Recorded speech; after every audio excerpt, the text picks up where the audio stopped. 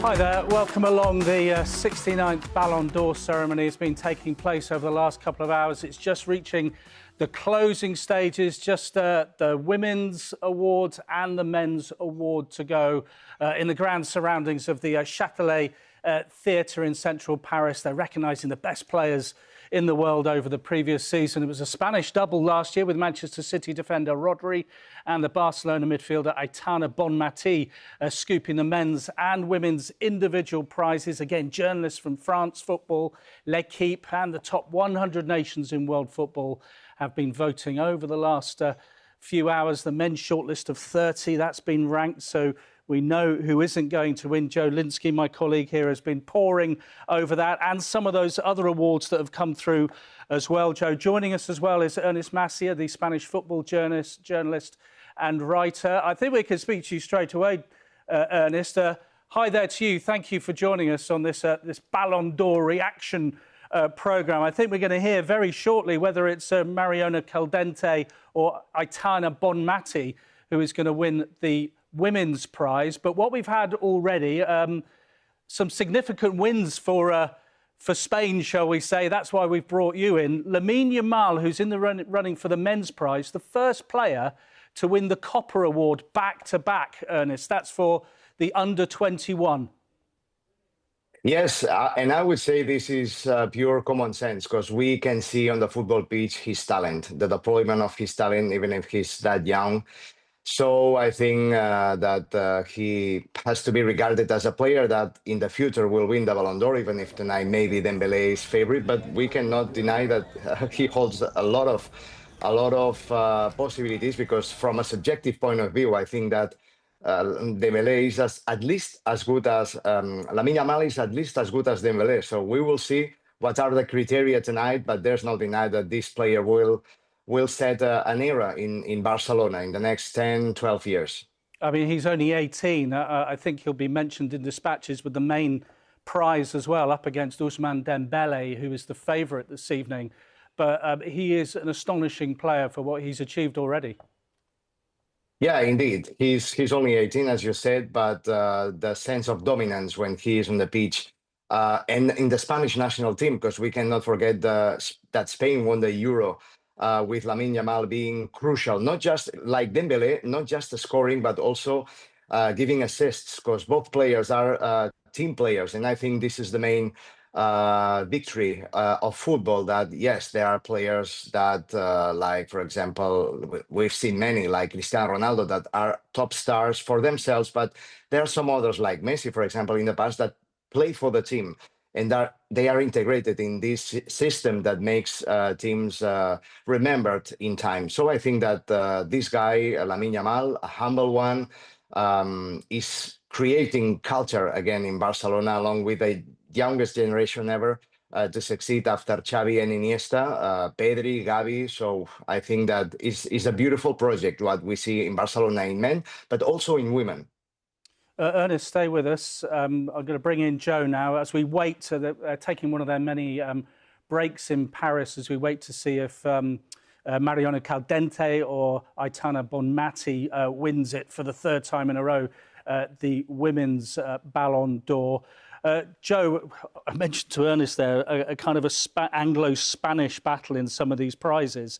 It has been a very, very good night for England Lionesses. Should we start with the England head coach, Sarina Wiegman, who's won the prize for the best women's coach? Yeah, in the women's Ballon d'Or main award, there are 5 Lionesses really vying against those that big Spanish contingent, which we know has come down to those final 2 players now, hasn't it? But up to now, we know an English woman has missed out on the main award, but it's been a brilliant night, actually, for English women's football. We've had Sarina Wiegman winning the Johan Cruyff Award for the coach of the year. We've also had Hannah Hampton winning the award for the women's best goalkeeper, the Yashin Award. There was a slightly awkward moment on the stage where she was presented with the award by Mary Earps, the goalkeeper who she's replaced as the number 1 in the England squad. That was very awkward, yeah. It subsequently led to Mary Earps' retirement from international football, didn't it? A very poignant moment, actually, for Hannah Hampton while she was on stage as well. She paid tribute to Matt Beard, in her speech. She said he was someone who cared an awful lot for the women's game when no one else did. He lit up the room when everyone was in it. So that's one of the poignant moments of the evening. One other big win as well in the women's game in terms of English football, and that was Arsenal winning the Women's Club of the Year. The Champions League winners, of course, last season. They have won the Club of the Year, and they had Alicia Russo, Chloe Kelly and Leah Williamson all in that top 10 for the main women's award, which is coming to a conclusion now. And obviously Arsenal beating Barcelona in that Champions League final as well. A slight surprise, perhaps, that Arsenal won that award because that was their only trophy. Yeah, it was a bit of an upset in that final, wasn't it, as well? And there's a little bit of a balance going on, I think. You know, the Ballon d'Or is always about the players that really stand up and be counted on those big stages, that win those big tournaments. That we've seen that over the years with Rodri, who won the last award in the men's game, who won the Euros with Spain, and of course the Premier League with Manchester City. But we have some news now from the women's Ballon d'Or. Yeah, they have announced the women's Ballon d'Or winner, and for the third year in a row, it is the Barcelona and Spain midfielder. What a player, Aitana Bonmatí. Ernest Macià is still with us, the Spanish football writer and journalist. Ernest, there you go. Bonmatí obviously missing out on a Euros title against England, and also missing out on the Champions League against Arsenal, as we were just saying there. But she has been voted as the best women's player in the world again. I'm totally agree. She's the best. She's like a PC, a laptop. She has the football in her head, and she is virtuous in the midfield. She's the closest thing that I've seen to Iniesta, to Xavi, to Pedri at the current moment. So I think she epitomizes what football should be, a player who is extremely humble. She lives 15 minutes away from my home, and I know her in the village next to mine, and I know her from the people around her, that she's an example for the kids, for all generations, and she's an extremely good footballer. And I think that Arsenal, as you said, deserve the award because they beat the best club possibly for the talent in Europe, but Arsenal were, I think, fairly crowned European champions. When you see Alexia Putellas or the rest of the players in this Barcelona side, I mean, you can only say thank you to the football for the foundations of football. And Aitana Bonmatí, I think, deserves this award this year for the third consecutive year. I'm a bit surprised. I expected maybe Arsenal to clean some more trophies, but maybe it gives hope to Lamine Yamal. Maybe, yeah. I mean, because 5 of the final 10, Ernest, were England Lionesses in there. So you thought maybe Alessia Russo, but Barcelona had a really good contingent in there. Patricia Guijarro as well, and Eva Pajor, who scored an astonishing number of goals for Barcelona, 43 and 45. Your Polish striker, who only joined this season, she actually won the Gerd Müller Trophy this evening for the top scorer in the women's game.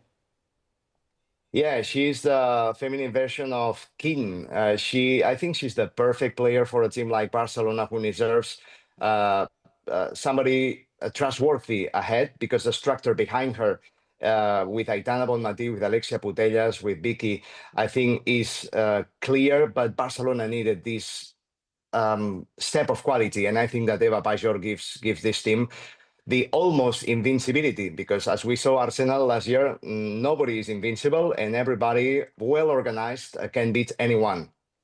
So obviously we know, I mean, just staying with Barcelona, obviously all conquering on the home front. You think there'll be a force again in Europe in this new league phase as going into the Champions League? Sorry, again, please. Barcelona going again this season. They still have that strength in depth, and obviously we have this new format in the women's game in the Champions League. I think Barcelona remain still favorites. They are, even if they've lost some important players, they remain as competitive as they were. Some young players made a step farther, and I think that this team deserves to be favorite. Then, of course, this is football, and everybody can beat teams like Barcelona or PSG or whatever. But I think that the quality, the structure, the philosophy, the DNA is behind, and nobody like Barcelona in Europe at this moment. In fact, whilst I've got you, did I mention Vicky Lopez, who won the Women's Copper Award as well? We're talking about that strength in depth. Yeah, she made her debut when she was 15, and we've seen along her career that she was a prospect for the future in Barcelona or in the Premier League. To be honest, I expected after Real Madrid Club de Football that she would go to the Premier League. I think Barcelona were smart to bring her to the club, to the structure, because she adds physicality as long as talent. But I think that if something Barcelona needs to import is physicality, and I think she will be a winner of future Ballon d'Or. I'm very sure of it as well. Ernest Massier, many thanks indeed. Let's get a French perspective now from Julien Laurent, the French football writer and broadcaster and self-confessed PSG supporter, fanatic. Jules, good evening to you. Hello. Well, we've almost had all the prizes. It's been a very, very good night for PSG so far. What have you made of the Ballon d'Or this year? Yeah, it's been a good night off the field, because on the field, PSG lost to arch rivals Marseille in the Classic tonight. That was I wasn't going to mention that. Well, I might have done a little bit later. Yeah, you don't like to talk about PSG losing to Marseille. No, that's for sure. But off the pitch, you're right. I think it's been a great ceremony. I love the Ballon d'Or. I know a lot of people within the game don't really like it, but I think, as you can see, the players care so much and they all want to win it. And I think that speaks for itself when it comes to the Ballon d'Or. And that's why we should also be on board and do shows like the one we are doing now. For PSG to win Club of the Year for the men's side, I think makes a lot of sense. Ousmane Dembélé is the favorite, even ahead of the amazing Lamine Yamal for the main Ballon d'Or. Obviously, there was Luis Enrique. We saw Javier Pastore handing out with DJ Snake, who's also a massive PSG fan and Paris born and bred, giving the trophy of Club of the Year to Nasser El Khelaifi, the PSG chairman, who chose to be in Paris and not in Marseille with the first team. So it's been very interesting so far, but obviously everybody at the club is hoping for Ousmane Dembélé to win the Ballon d'Or. Well, I mean, some of those other awards, Gianluigi Donnarumma, he won the best keeper. Obviously, we know he's now at Manchester City and made a solid start in Manchester, but he won the best keeper for his work between the sticks for PSG last season, winning the Champions League. And it's Luis Enrique as well, the best men's coach as well, Julian. Yeah, I mean, for Gigio Donnarumma, incredible on his line last season in the Champions League, especially after the last 16 first leg where he made that mistake against Liverpool and Harvey Elliott.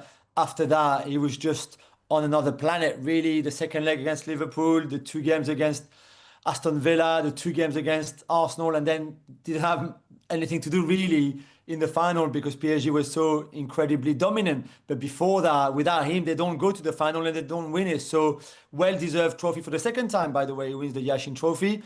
And then for Luis Enrique, who wins another treble after the treble that he won 10 years ago with Barcelona, reinventing this PSG team, making him mature, reinventing Ousmane Dembélé in that position, making the team collectively improve, but all the players individually as well, from Hakimi to Donnarumma to Nuno Mendes to Vitinha to Joao Neves to Doué Dembélé, Kvaratskhelia, all of them. Incredible work from Luis Enrique through the year. Oh, absolutely. Sort of 9 of the final 30 were PSG players. You mentioned Ousmane Dembélé. We had a bit of controversy last year with Rodri over Vinicius Junior. You don't sense any controversy, Jules, here at all? I don't know. I think Lamine Yamal is an incredible player, wonderful talent. Obviously, Ernest mentioned it earlier. You mentioned it too. There's no doubt he's only 18. He will win the Ballon d'Or at some point if it's not tonight. I just think that the best player in the best team in the world deserves to win it as well. And Dembélé has been wonderful in 2025. 37 goals for the year, for the season. I think 15 or 16 assists. In key games, he showed up and delivered. Champions League final, assist. Champions League semi-finals, goals and assists. Quarterfinals, the same. Last 16, the same. He was just there all along, and he had an incredible second half of the season, more than the first half, of course. But I think he would be a well-deserved winner because of the way he's led this PSG team to new heights, really. And again, for me, the best player of the best team in the world deserves to win the trophy for the best player in the world. Ronaldinho has just stepped onto the stage at the Châtelet Theatre. He's the man that's going to be giving the Ballon d'Or to the best man of last season. Stay with us, Jules. Let's return to Joe, who's been here with me. Last 2 or 3 hours, Joe, they've been sort of ranking the top 30, haven't they? Which has been interesting in itself, even before the main show got going. Let's go through some of the names and numbers that we've seen. It has, and we should get that top 10 imminently as well with Ronaldinho on the stage. So we've got half an eye on that feed that will announce that 10 up to 3 shortly. But let's go through the top 30 or 30 down to the top 10. And you can see there some of the a few surprises actually in this announcement. Virgil van Dijk down in 28th. He's one of the 8 Premier League-based players on this list. Declan Rice, one of the 4 Englishmen nominated, has to settle for 27th. Erling Haaland was 5th. Last year. He's perhaps been a victim of Manchester City's not quite as supreme last 12 months, finishing at 26th on the list this year. Jude Bellingham, another Englishman, he's 23rd in these standings. Again, he was 3rd last year. And Alexis McAllister there, you see another Liverpool nominee. Let's have a look at the next batch of players in the 11th to 20th. And you see on here, we mentioned him a minute ago, but Vinicius Junior this year has to settle for 16th. He was the man, of course, at the centre of that controversy last season with the Real Madrid players not turning up. Harry Kane in 13th. That may be something of a surprise. He's got an extraordinary record for Bayern Munich in these last 12 months, Harry Kane. In fact, he could get to 100 goals already for the club as soon as this Friday, but he has to settle for a place outside the top 10, which we're about to find out shortly. Yeah, slightly surprising he didn't get the Gerd Müller trophy for the men's top scorer. That went to Victor Gyökeres, the Arsenal player now. But mind you, he did score 54 in 52 games for Sporting last season, the Swedish striker. You mentioned Scott McTominay. What an incredible season for him since leaving Manchester United, taking a gamble, really, going to Italy. He was the first Scot since Ali McCoist back in 1987 to be nominated for the men's Ballon d'Or award. And he won the title with Napoli, obviously. He won the Serie A Player of the Year award as well.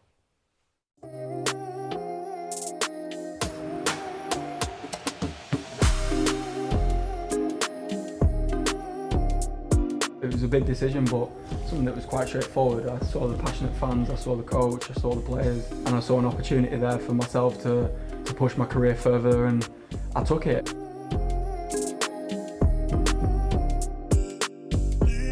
Being a Neapolitan people is just something different. It's not a matter of geography, it's not a matter of your place, your birthplace. Is just something different, something I don't think you can find in a lot of other cities in Italy and in Europe.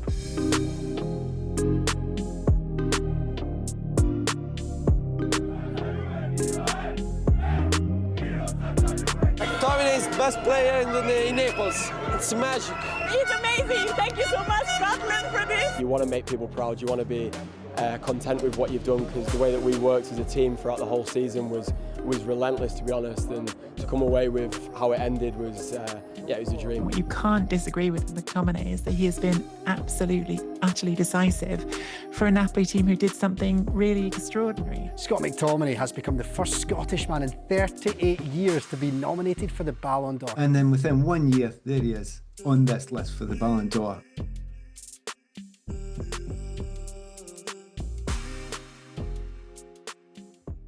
They have various nicknames for Scott McTominay in Napoli. What an incredible season. Scott McTominay finishing 18th in this year's Ballon d'Or, but it's all about who finishes number 1. And Ronaldinho, who's on stage in Paris right now, has just announced the winner. It is Ousmane Dembele, who won the lot with Paris Saint-Germain. So let's go straight back to speak to Jules Laurent.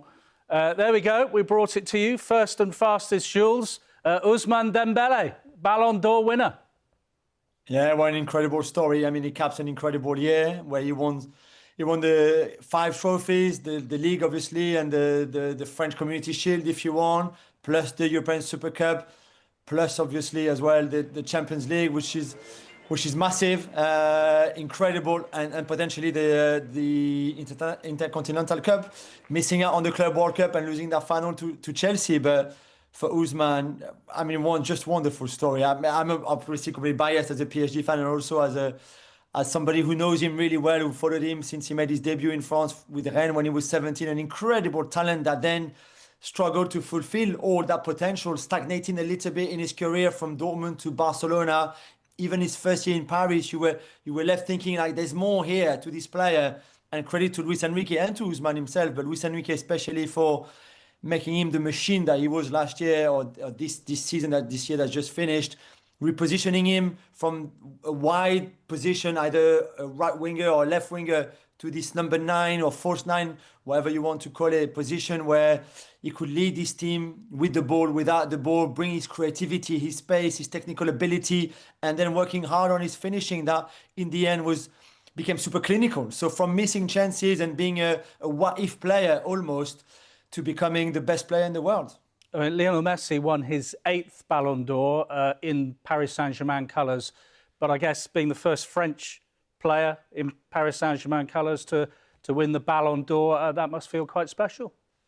Yeah, it's incredible. I mean, again, credit to Rennes because he went through the academy. They found him when he was in Évreux as a young player.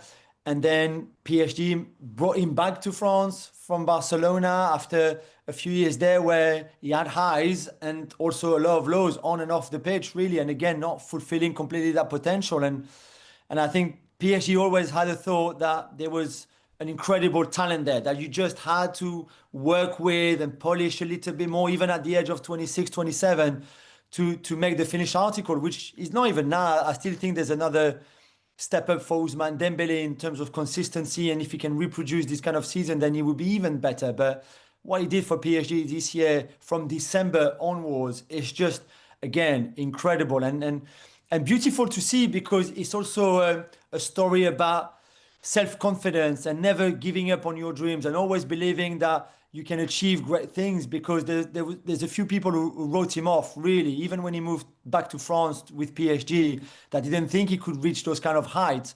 And he did, and that's a big credit to him and to his personality as well. I mean, Karim Benzema won the award a couple of years ago, didn't he? I think Michel Platini won it 3 times. It's not often, though, that Frenchmen win this award. No, you're right. Zinedine Zidane was the one before Karim, and we had to wait almost 20 years or something like that. Jean-Pierre Papin was the one before, when it was only for European players. So there was no South Americans who could win it, for example. But yeah, it's pretty amazing as well. And it's a big reward for French football, obviously, to have a Ligue 1 player winning it and a French World Cup winner winning it. But he also shows, and this is something that we saw to some extent with Karim Benzema, but not so much with Messi and Ronaldo, because they were just the best of the best forever.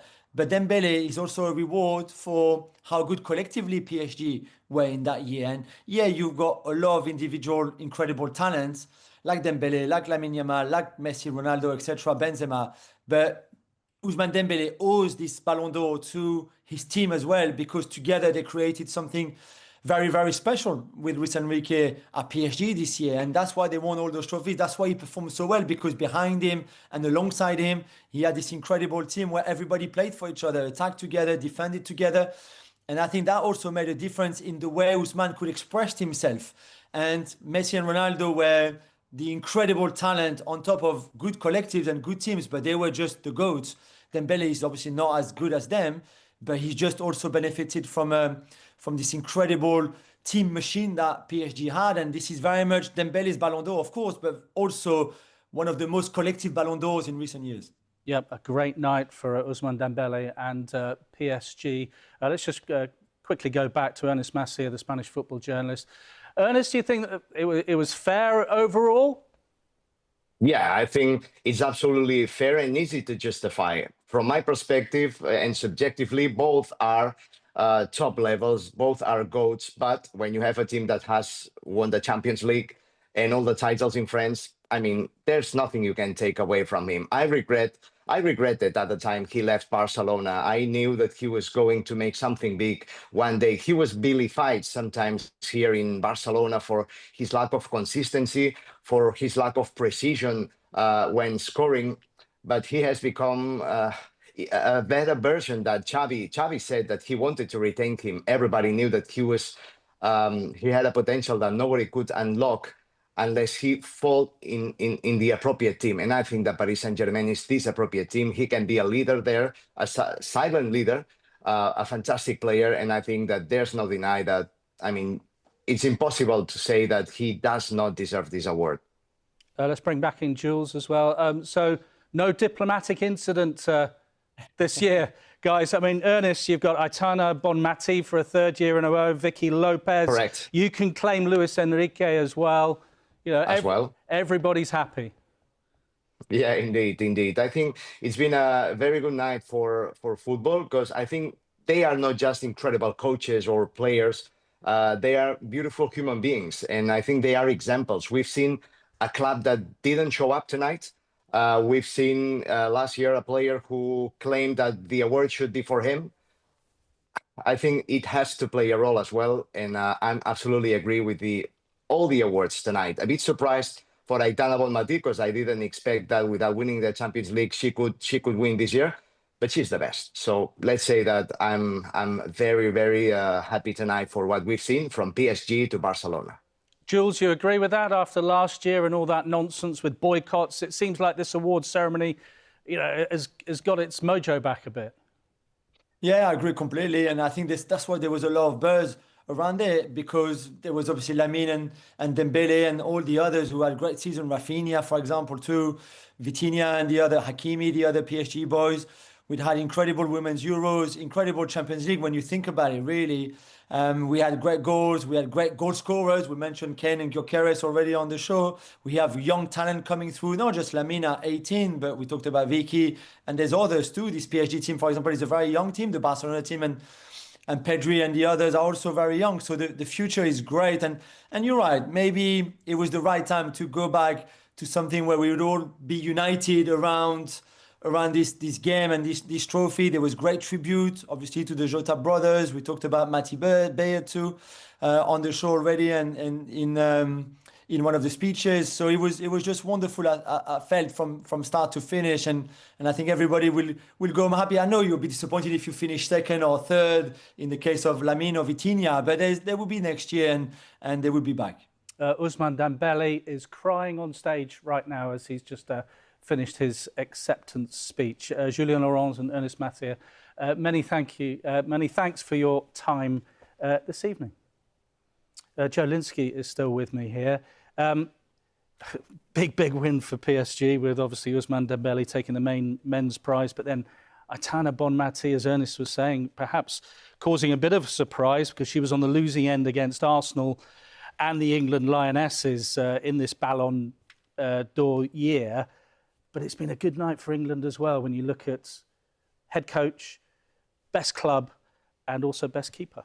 Yes, some really good awards. All on the women's side of things. Particularly on the women's side, yeah, and some decent finishes for some of the men's players in that main Ballon d'Or top 30 as well. You mentioned Ousmane Dembele there, very emotional during that speech. His family and friends as well in the audience also very emotional. It's something of a quirk that he's actually there, really, because his PSG team are in action, or have been in action this evening, losing, as we heard, 1-0 to Marseille. Dembele, though, is injured, so that was why he was there. He's got an extraordinary backstory, and I think that's why what has contributed so much to that emotion. I think back to the 2022 World Cup final when he was hooked off for France after 41 minutes with the team 2-0 down. That came during his time at Barcelona, which was something of a difficult period for Ousmane Dembele. He'd gone there for a big fee. He'd spent a few years there, but he talked about 5 lost years that he had. That's pictures there of him coming off in that World Cup final in Qatar back in 2022. A real low point of his career.